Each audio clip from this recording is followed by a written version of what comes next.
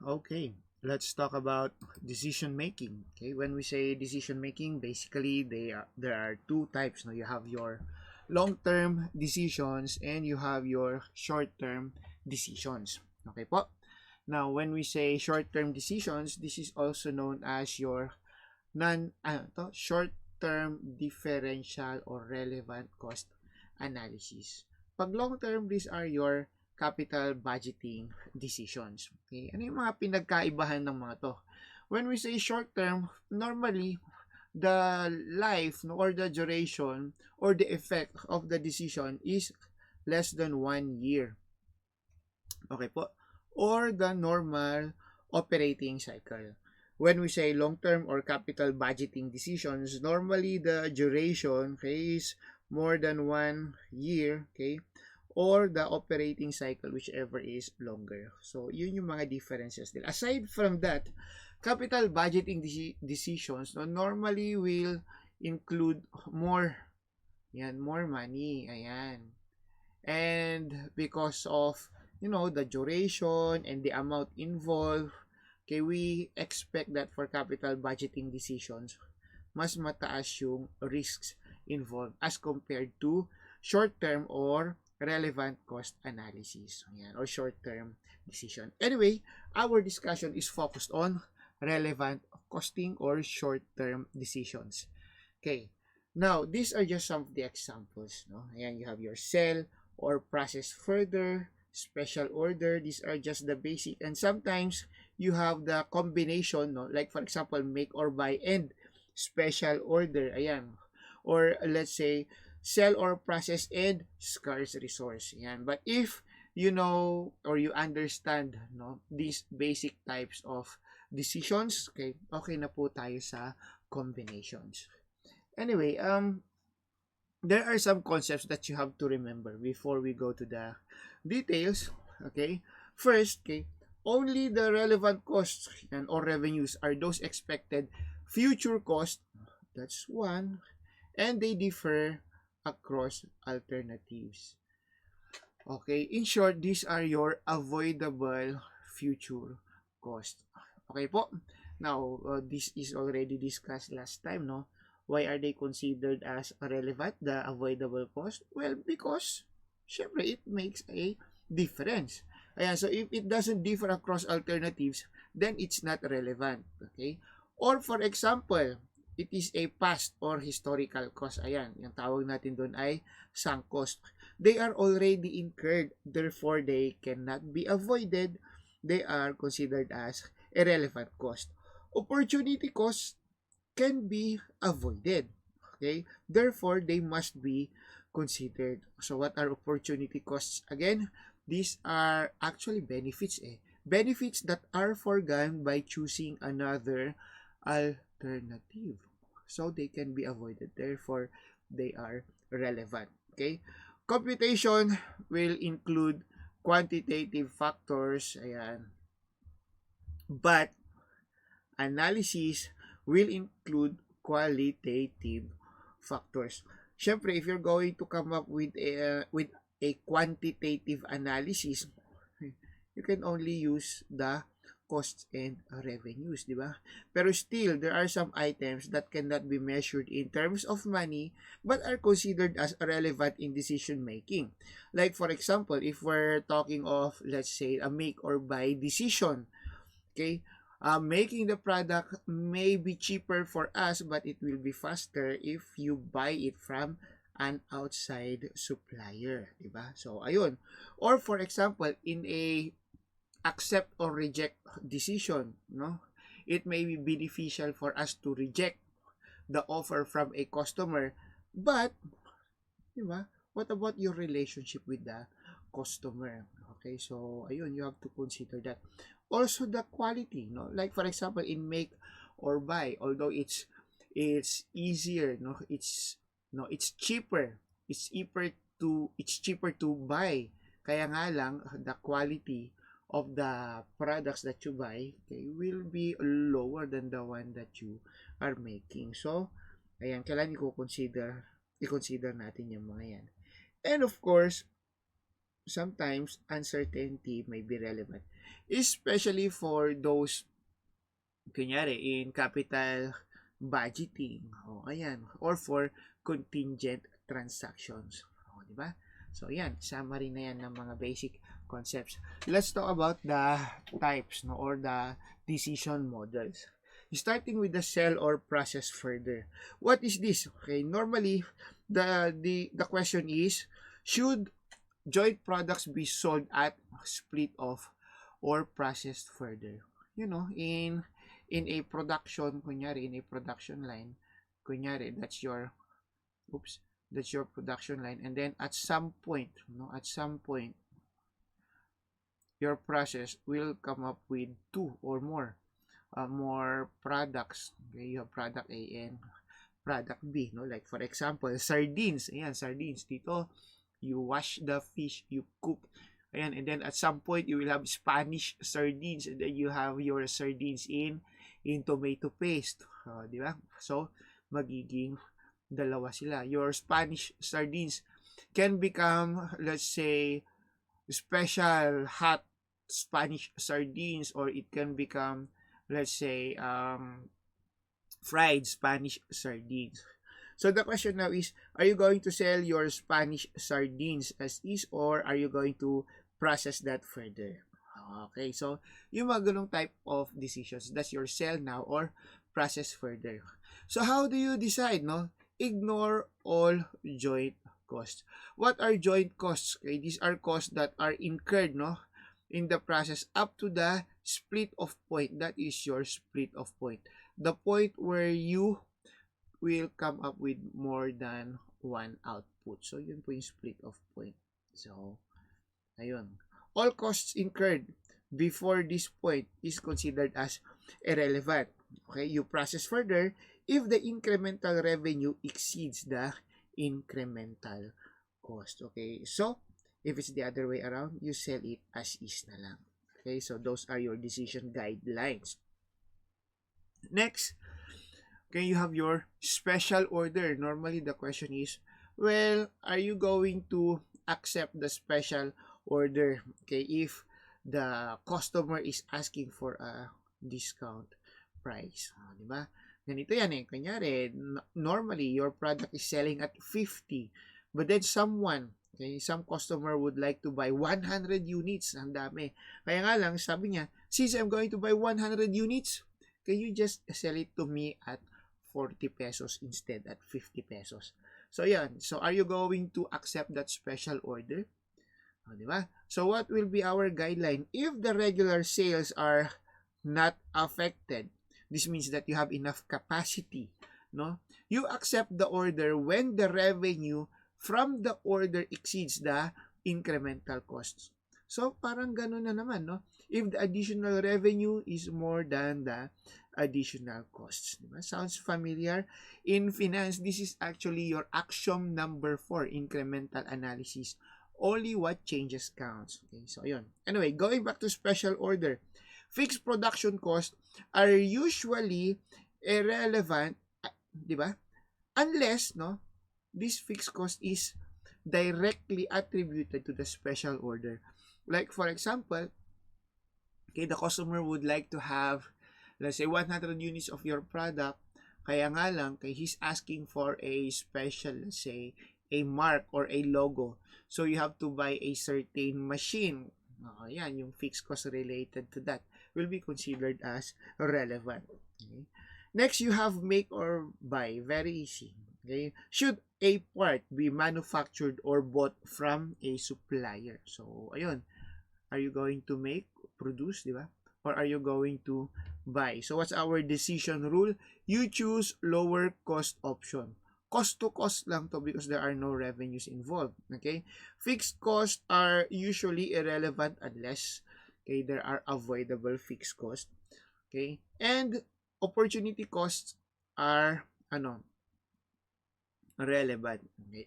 Like for example, if you are going to buy, you will be freeing some of your capacity, okay, in making, and then that capacity can be used to produce another product which will give you additional contribution margin. Okay, so how do you treat that? Siyempre, that will be relevant. Okay, that is going to become a cost of making, or you can deduct that in the cost of buying.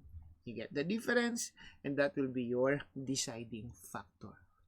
O, di ba? Yun yung cheat sheet natin. Of course, you know how to compute relevant cost, relevant revenues, contribution margin, and this is just a summary of the other materials. So, ayan, cheat sheet na to. Next, okay, to continue, you have your shutdown and operation. Normally, the question is, are you going to shut down an operation or a segment, let's say a product segment, or let's say a geographic segment, no, of a company? Ayan, so how are you going to decide? This is your guideline. You compare existing contribution margin with the alternative. And you should also consider any changes in the future fixed cost. So here you're going to consider your shutdown cost, no?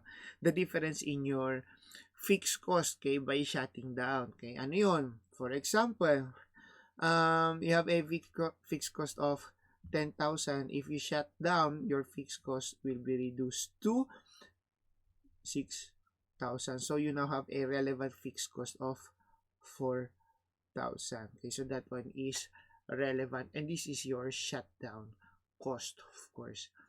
Okay po, so ayan, you compare. If I'm going to operate, how much is my contribution margin? If I'm going to shut down, how much is my contribution margin? Okay, so ayun, of course there are some discussions on shutdown point. Okay, how do you compute for your shutdown? No, your shutdown point. This is actually your relevant fixed cost. Ayan, you divided by the contribution margin per unit. And that will determine the number of units, okay, which will yield you the same loss whether you shut down or operate. That's why it's called shutdown point. That's your point of indifference. Operating above your shutdown point will give you profits or maybe a loss, but it will be lower, okay, lower loss if you shut down. Okay, so operating below your shutdown point, okay, will yield you more loss, kaya mag-shutdown ka na lang. So ayun, okay, you also have the sale of obsolete inventory. Normally you ask, no, should obsolete inventory be reworked or junk? This one is very easy. The cost of inventory is ignored. Why? Because this is a sunk cost. In deciding, okay, you just look at the, tignan nyo to, excess of future revenue over future cost. What are future revenue? For example, no, the inventory is obsolete. It cannot be sold unless it will be reworked, no, at a cost of 100 pesos per inventory. And with that, no, you can sell the inventory, let's say at 100 and 150. So this is your future revenue, diba? Never mind the historical cost. Even if the cost is, let's say 100 or let's say 200, that's already irrelevant. Okay, what is relevant will be your future revenue and the future cost. Ayan, so in this case, you will have a profit of, not actually a profit, no, pero still you can reduce, no, you can use that amount to recover the historical cost. Okay po? So, ayun, okay? Actually nga, if you're going to analyze obsolete inventory, the value is already 0. So if you're going to revalue that to 0, and then you'll be able to sell that at 150 by spending 100, o di para may profit ka na 50. Pwede mo siyang inet sa loss mo nung nag-revalue ka ng inventory. And finally, you have your scarce resource, no? The question is, which product or which products should be emphasized when the capacity is limited? When we talk about this one, capacity is limited, it could be in terms of, let's say, labor hours or machine hours, or it could be in terms of, let's say, materials. Yan. Okay. Kulang yung materials natin, okay, to support the demand. Okay, so what will be our guideline? First, you determine what is your scarce resource. Is it in terms of time or materials, ganun. And then emphasize products with the greatest contribution margin per unit of scarce resource. So, you have to rank your products. The first thing that you should do is to compute for your contribution margin. And then you compute for the contribution margin per scarce resource. Ayan. And then you rank them. The one that has the highest contribution margin per scarce resource should be given priority.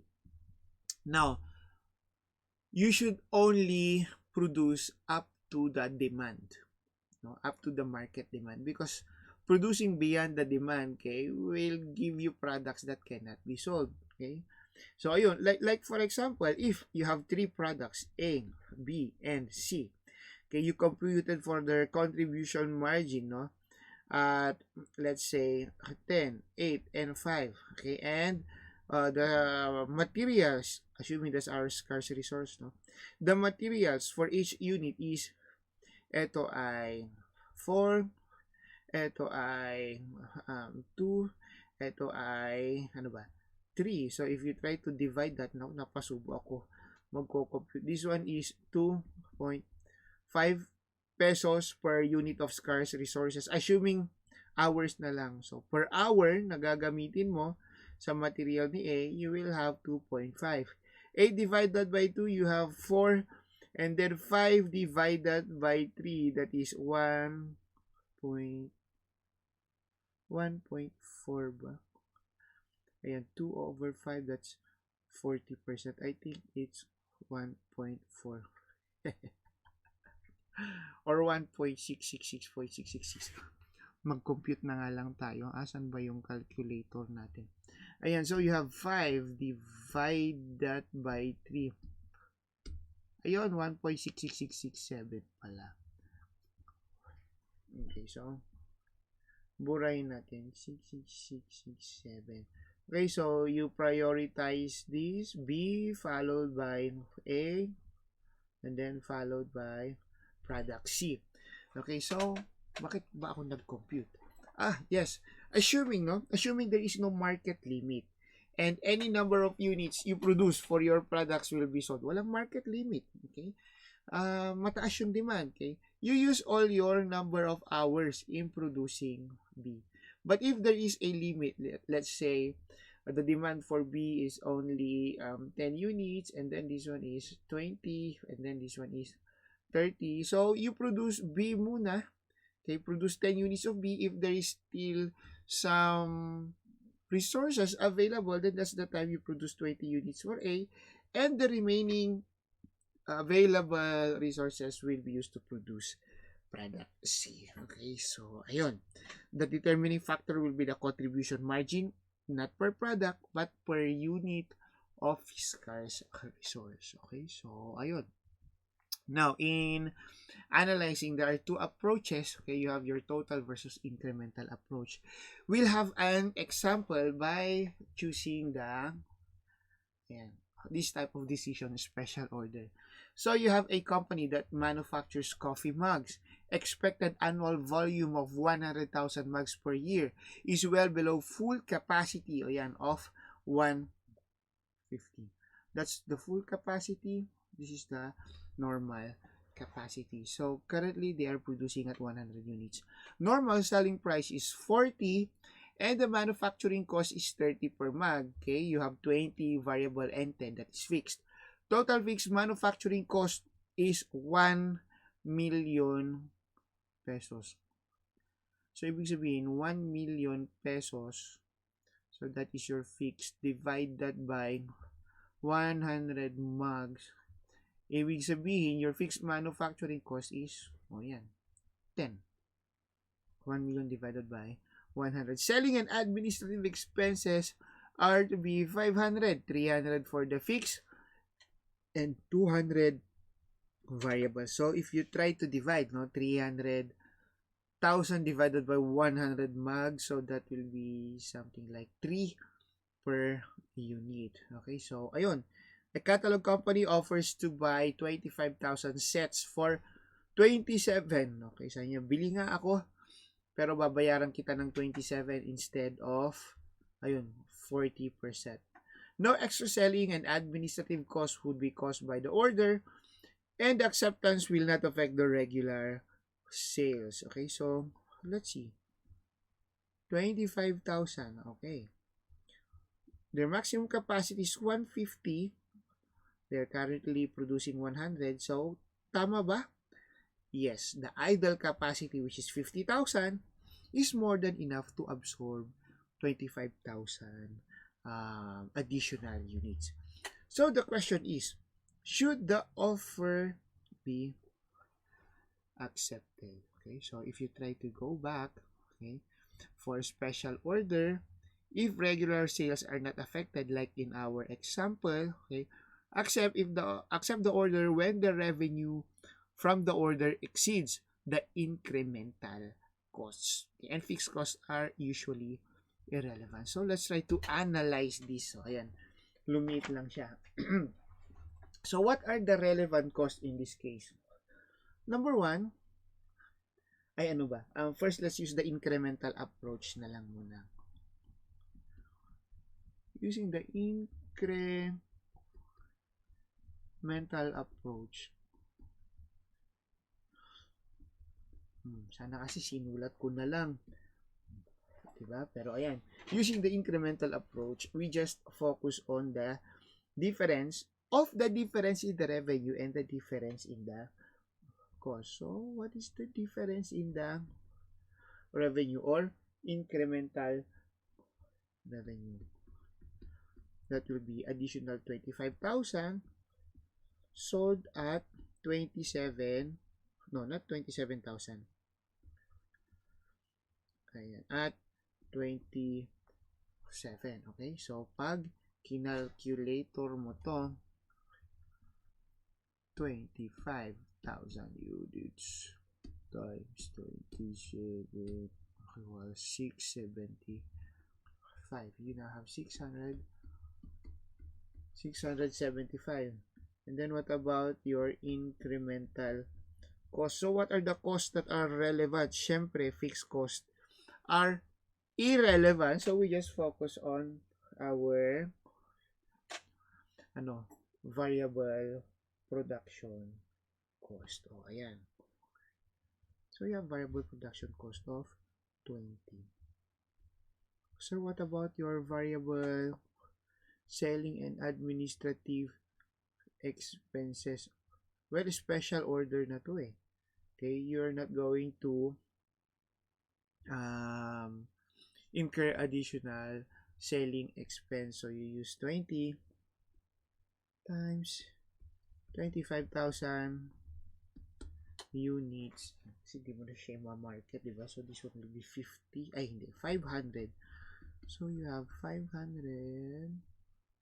The difference is 100. Ayan. 175,000. Tadaan! This is now your increase in contribution margin or increase in net income. Why? Because the increase in the contribution margin without changes in your fixed cost will also be the increase in your net income. So should the offer be accepted? The answer is yes. So that's your incremental approach. Okay, so let's use the total approach naman. Total approach. So under total approach, naku, nakakatamad to.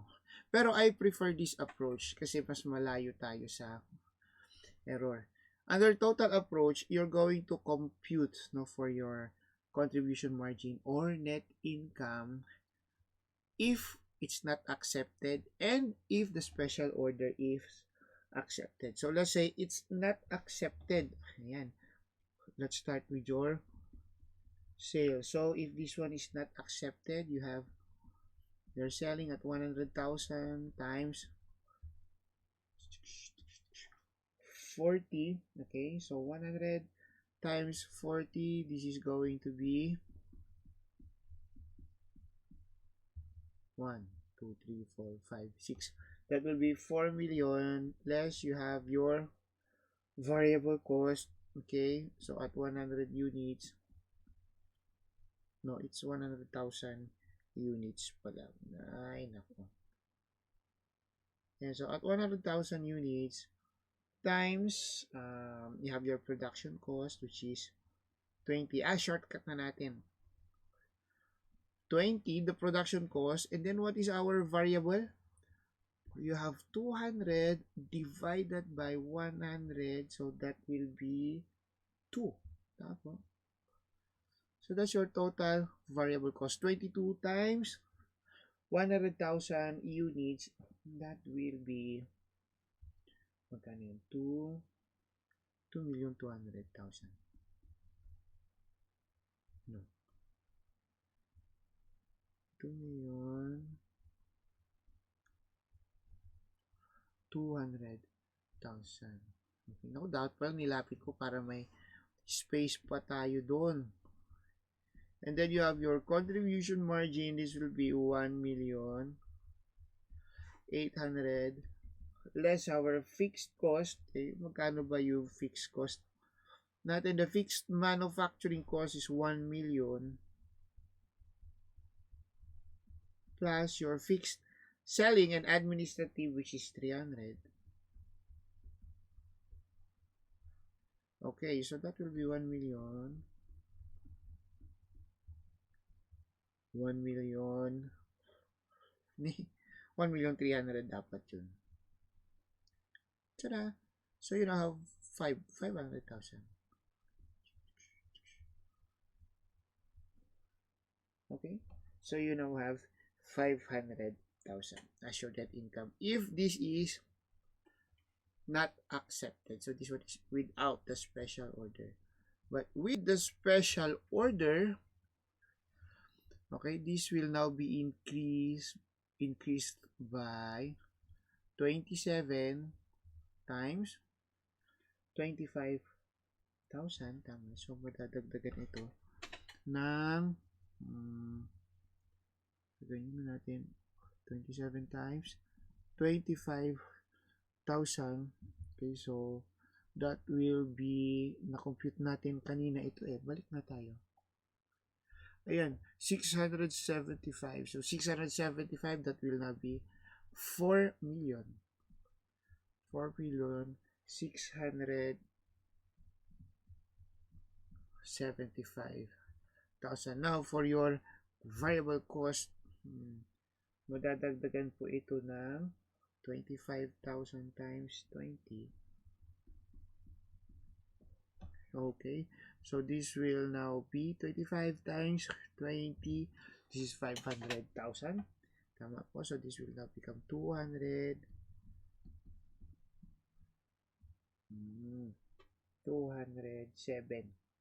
$2,700,000. So ito ay magiging 75, 6, 7, magiging 9, 3, 1. Okay, and fixed cost is 1,300,000. Tira. You will now have 675. Okay, so with the special order, 675. Without, it's 500. So ano po yung difference ng dalawang to? It's 175. Okay, accept. So whether you reject, ayan, so whether you use the total approach or whether you use the incremental approach, the difference will still be 175, and you're going to accept the special order. Anyway, okay, take note of this, no? This 500,000 is the additional cost. Ilagay mo, nagkataon lang the net income without is 500,000. So this is not the same as this 500,000 because this is the additional cost and this one is the net income. Okay, this 500,000 right here is actually your additional cost right here. Same with 675. This is the additional revenue. Siya po ito, and not the net income with the special order. Okay po. So, I guess that's it. That's the summary of relevant costing. Of course, this is not enough. You still have to read the book, okay? Read the materials and read the materials that are sent to you in Canvas and in Facebook. And then, after that, pag naintindihan nyo na, you go back to this presentation. Okay? Ang importante lang naman dito ay yung approaches. And then, you have your cheat sheet. Nandito na. Nakasummarize na yung description and the decision guideline. Okay po. Okay, so iniksiyan ko lang dahil maraming nagre-reklamo. So, I guess that's it. Okay, if you have no questions, di masaya. But if you have questions, please feel free to post your question in the comment section below. Okay, so that's